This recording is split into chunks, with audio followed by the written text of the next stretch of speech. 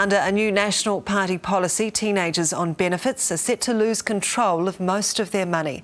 The money instead will be loaded onto a payment card, which will only work on certain goods like food. Alcohol and cigarettes, on the other hand, will be out of the question. I'm joined now by political reporter Patrick Gower. Patrick, tell me, how will this payment card work? Well, it works just like your EFTPOS card. Actually, they're already in existence. Some beneficiaries use them on a voluntary basis when they want help handling their money. So you effectively just swipe it, and it only works on certain goods and services like food and other things. Now, it works at the warehouse, certain butchers, even fresh fruit and veggie shops. And so you just literally program in, I guess, what you can't buy. I don't know how far this will stretch. John Key might decide, for instance, to ban people buying hoodies or even PlayStations, sneakers. He might even be able to do it from his BlackBerry, Rachel. But it doesn't work for journalists at this stage, although I no doubt he'd like to try it, sort of I guess a reverse of phone hacking. It all sounds a bit Big Brother, doesn't it? Yeah, it does, actually. The word nanny state comes to mind, and we put that to John Key and the Minister of Social Development, Paula Bennett, yesterday. Of course, National spent 2 or 3 years banging on about how Labor was nanny state. They've got into power and they've realised anyone who's worked with youth will tell you just how intensive you need to be with these guys. They've got into power, they've realised that's the way to go, and they're really going to get in and target and get around this quite small group, actually, of about 2,600 16, 17-year-olds and then the 18-year-old solo mums who sort of fit into this group. National was talking up welfare reform before the conference. Was it the only announcement John Key made about welfare?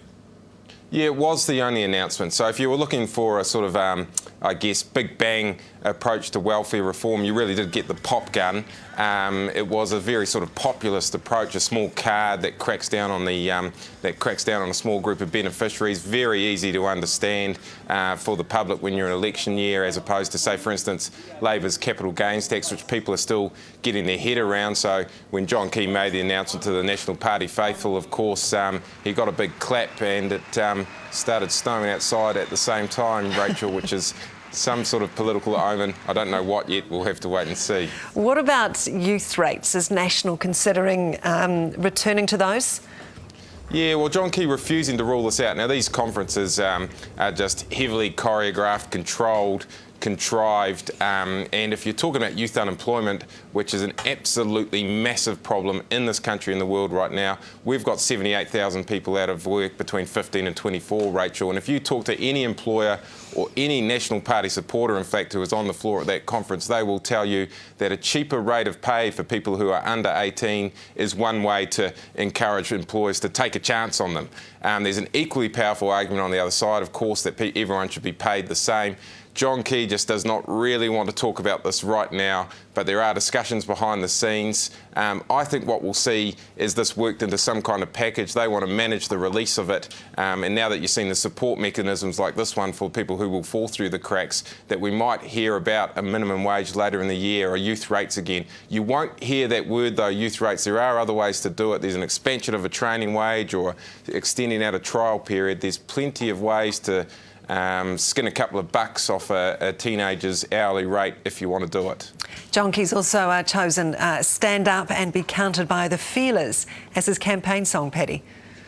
Yeah, interesting. Actually asked him who chose it yesterday. Turns out Key didn't know anything about it, but his mate and his lieutenant, Stephen Joyce, chose the song, and they used Paul Ellis, who you remember as the former high-flying Sony executive and judge on New Zealand Idol, to secure the rights. Now, there's a good reason for that. 3 years ago, Rachel, there was an absolute fiasco for the National Party when John Key came out to a song that sounded very much like a Coldplay hit. It wasn't. It was some kind of rip-off. They got in a little bit of shtuck over that, so this time they've tried to do it properly.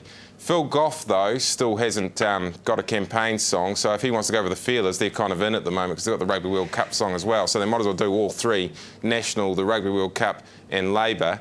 The way the polls are for him and the pressure he's under, you couldn't really go past the Feelers' Pressure Man, could you? No, you couldn't. Perhaps an app song. All right. Patrick Gower, thanks for your time this morning.